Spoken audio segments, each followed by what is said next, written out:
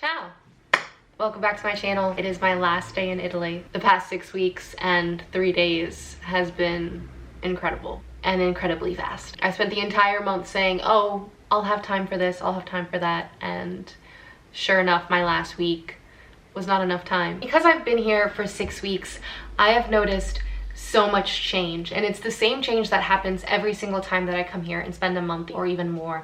I notice this overall better well-being. There's so many stereotypes and jokes and theories about why life is better in Europe. And of course, in my case, I'm going to advocate for the Mediterranean lifestyle. So I think life is better in the more Mediterranean areas, or areas that kind of encompass what it means to be a more Mediterranean type of lifestyle. Things that I've just noticed in general, the amount of walking that I get to do, to go to all the grocery stores, the pharmacies, the gym, sometimes even to eat, to go out to drink, just in general, the walking here is insane. And I know that's, like I said, stereotypical because I'm in a city, but even the people who live out in the country, it's not a chore to go walking. I feel like here it's just after you eat, it's good to take 10 minutes before hopping in the car to take a walk around the block or 2 blocks wherever you went out to eat, or break up your day throughout the day with walks. And I know that's a very privileged mindset, like, oh, Caroline, you think I have time for walks, but like, it's not even that you're supposed to be going on these hour-long walks. It's just 10 minutes here, 15 minutes here, taking the stairs, just the walking. I'm gonna miss it because obviously I'm going home to really cold weather, and walking alone is not as fun as getting to walk with people. And if you want to lose weight, if you want to feel better, if you want to live longer, just walk. And yes, it will become boring. Like, my scenery has become boring going for a walk, but I still push myself to go do it. As I keep talking about this, I'm not bashing America at all. America has great qualities. So many things I lack, I feel like, in my life in America that I get here. I lack things here that I get in America. So I feel like they very much complement each other. It's a very weird situation. I started off with the whole walking aspect because I feel like that's just like the #1 thing about being here that that and like food quality, which we'll get to maybe another day, another time. I don't have that much time to talk right now. A little interruption to talking about the modern Mediterranean lifestyle, because I wanted to show this day that I spent in Tivoli, because it was a day of lots of walking and it was an absolutely wonderful day. I got to go back to one of my favorite places. Parking was a little bit difficult, but we have found a spot and we are in Tivoli, off to Villa d'Este. The weather is amazing because Rome always delivers on amazing weather, especially in October. Yeah, that's the update. Tivoli is only about an hour outside of Rome, so most people would say that's not bad for a little weekend road trip adventure for the day. I would, because I get car sick, but nonetheless, that's not the point. The most gorgeous thing to Tivoli, why I'm obsessed with it, is Villa d'Este. There's another villa really close by that I showcased in another vlog back in the day, I think 2 years ago, Villa Adriana. But Villa d'Este, OMG, I wish I could live here. In another life, I wish I could live here. Would I really want to live in the Renaissance period? Probably not. I mean, Hollywood makes it nice, but like in reality, I don't know. But like, look at the architecture and the ceramic pots and the trees and the details and the, oh my gosh, we don't make anything like this anymore, in my opinion, especially like, yeah, anyways, we just don't make anything like this anymore. So here are some facts I copied off the internet because I am no history buff. Villa d'Este is a 16th century villa in Tivoli, near Rome, like I said, like an hour out, famous for its terraced hillside Italian Renaissance garden, and especially for its profusion of fountains. I don't know what that means. Anyways, it is now an Italian state museum, and it is listed as a UNESCO World Heritage Site. And on that website, it says the Villa d'Este in Tivoli, with its palace and garden, is one of the most remarkable and comprehensive illustrations of Renaissance culture, and at its most refined. God, I can't read today. Its innovative design, along with architectural components in the garden, fountains, ornamental basins, etc., make the unique example of the Italian 16th century garden. The Villa d'Este is one of the first Giardini delle Meraviglie, was an early model of the development of European gardens. All right, well, there's all that, but like the marble, the textures, the arches, the mosaics, the fountains, look at the rainbows. Guys, freaking stunning. Again, I wish I could live here in another life. Maybe I'll design a home one day if I'm a billionaire like this, which will never happen, but a girl can go to bed and dream every night, right? So anyways, left the gorgeous villa, walked and did some more walking. Like I said, of course we had to go in a church. You can't go to a little town in Italy and not go to a church. Are you crazy? And then we got some food because we were starving from all the walking around this town. But this is just another example of to get out and about on the weekend and adventure to a new place. Okay, so we found a place for lunch. This little town is packed. We both ordered pizza. She did a pizza, which is Roman, but I did focaccia. Mamma mia. So I think I clocked in about 6,000 or 7,000 steps that day. This is just a way to showcase. It doesn't have to be a literal walk. It just could be so much more fun and interesting than just a simple walk around the neighborhood. And that's up to you to create as much zest as possible. Why I always say modern Mediterranean living instead of just the Mediterranean lifestyle is because that's my take on it. You're not gonna quit your 9 to 5. You're not gonna stop driving your car. That is a huge goal of mine moving forward. I really hope to show you really applicable ways to live a more modern Mediterranean life. This is a very stereotypical, very dreamed up lifestyle that, you know, just because you live here doesn't mean you're also following it. And so it takes work. That's why I say create a zestful day, because it takes the whole creation aspect. You have the day, you have a life, you have these opportunities all throughout your day to choose what to do. So you got to create it. And it's not always going to be perfect. I mean, the whole point of living is to keep your life in balance. I feel like if life was perfect, there wouldn't be a point to living, in my opinion. But anyways, so back to what I think has really changed for me this past month, because let me tell you, I feel incredible. I'm sleeping really well, minus a few anxious moments here and there. I'm sleeping really well. Like in general, I just feel better here. Huge part is the walking. 2 smaller portions. I am eating alone almost like 80% of my week when I'm in the States. And because I have to live with my grandma here and I see so much of my family is around all the time and we eat together all the time. And so you just find yourself eating less because I'm not in front of a TV or a computer kind of binge eating, and I'm not just like saying, all right, let me just binge eat and collide everything that I eat in one big meal. I'm eating real meals, balanced meals, and portions. There's a reason why the Mediterranean cuisine has courses normally. The reason why they have courses is because you're supposed to eat a small amount of everything. You're supposed to have so much variety in your diet. So you can have something indulgent at the same time as you have veggies, and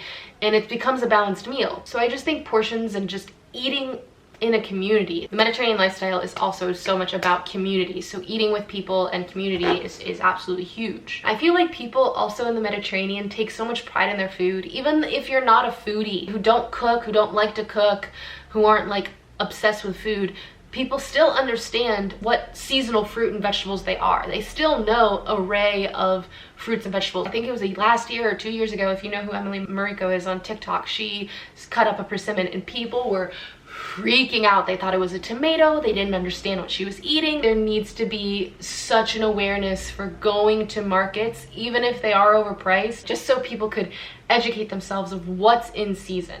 And people here like understand if it's not in season, they're not eating it. If figs are done for the season, figs are done for the season. If strawberries are done, there's no more gelato here that's flavored strawberries. There's no more anything on the menu that's flavored strawberries. Just for example, like what's in season is what's in season. This has nothing to do with the Mediterranean diet, but while I'm here, I have to keep my phone on airplane mode because I always choose not to get a plan while I'm here.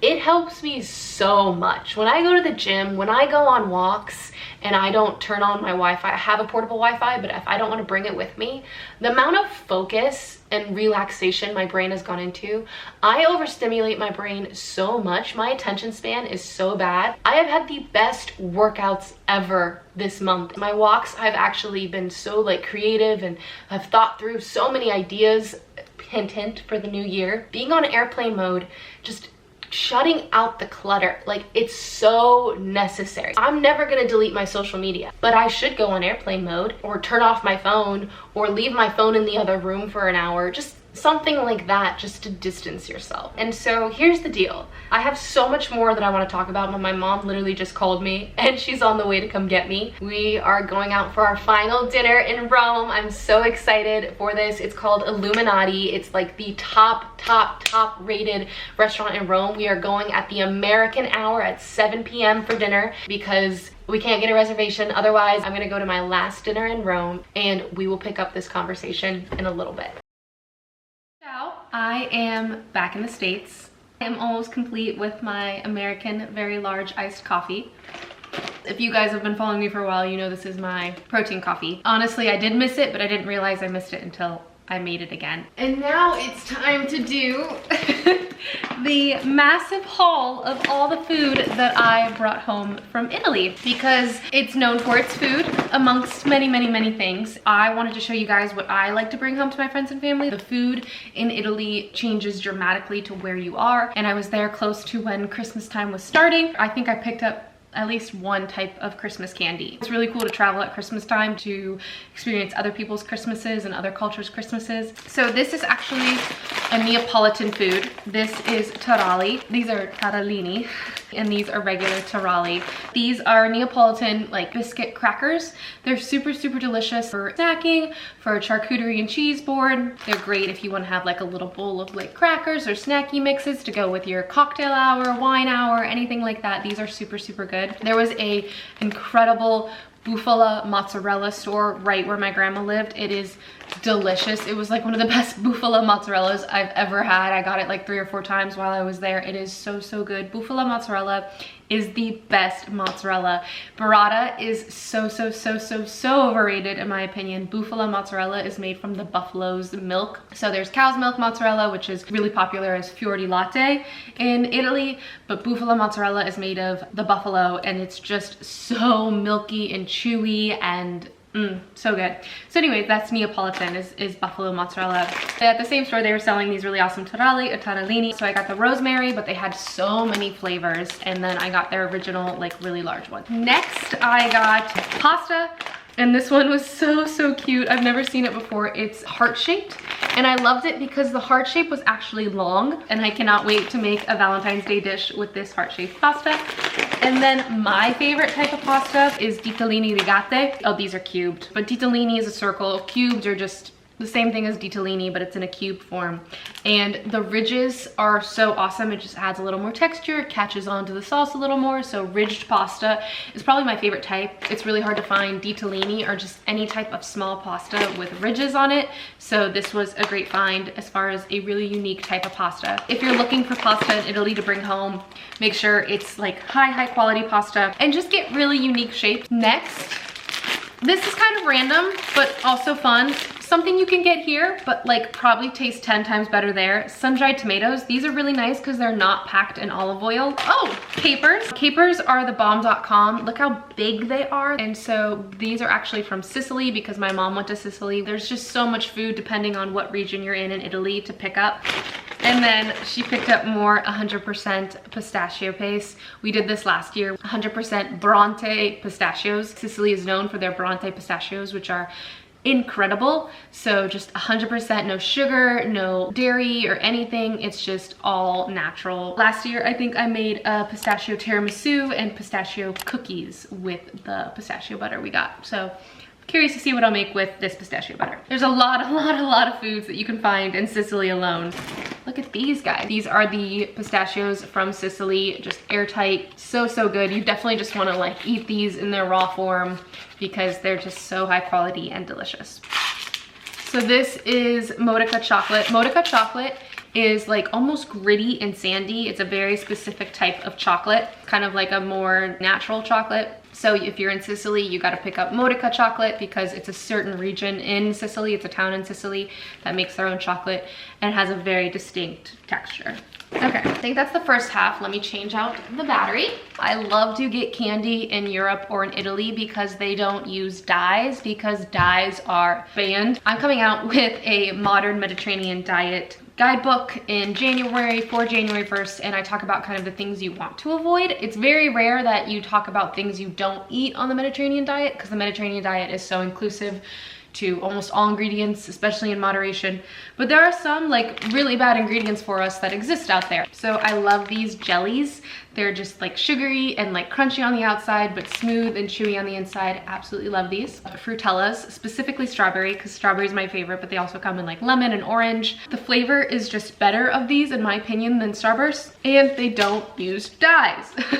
My mom actually picked up this at the duty-free section of the airport because we had time. It's just a massive one to get us through until the next time we go, and obviously share with others. Pocket coffee. If you love coffee, you have to get pocket coffees. The texture of these are insane. Look, I have another one. I brought home so many.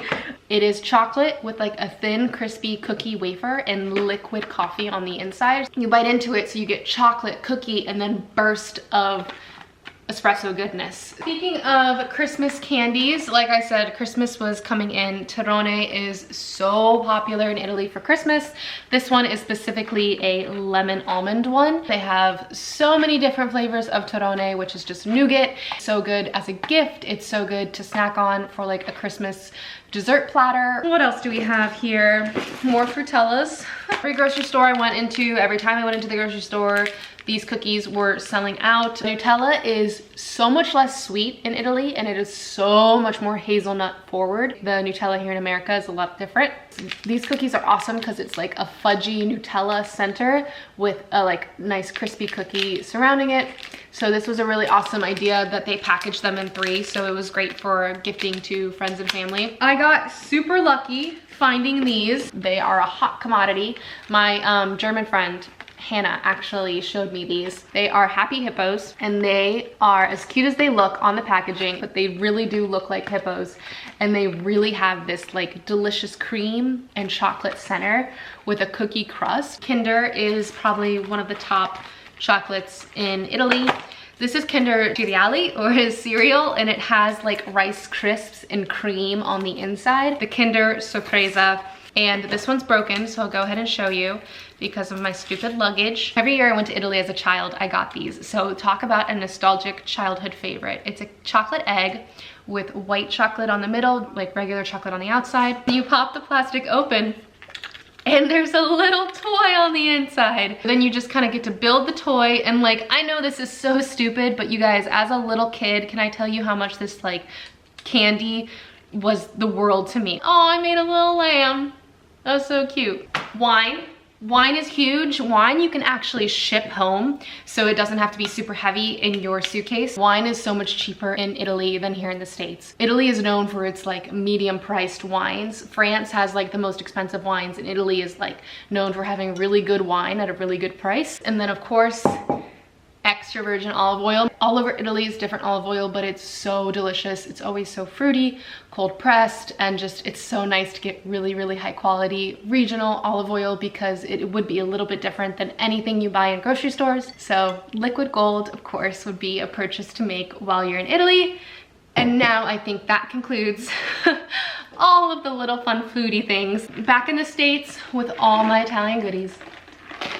And thank you so much for watching. I was editing this video today. It is December 7th and I realized I didn't have a good outro. So this is my outro. Thank you so much for watching. Thank you so much for your support. I'm out running errands right now. I picked up some groceries for my next recipe video that will be coming very soon. Obviously, it took me over a month and like 2 weeks from when I got home to get this video up because I just thought like the recipes should have came first before this fun Italy stuff. But hopefully you enjoyed. Let me know. I love talking to you guys in the comments. I've been actually just feeling extra grateful for you guys because I wouldn't be able to get to do what I get to do if it wasn't for you. So you are amazing. And until next time, I hope you create a very, very zestful day.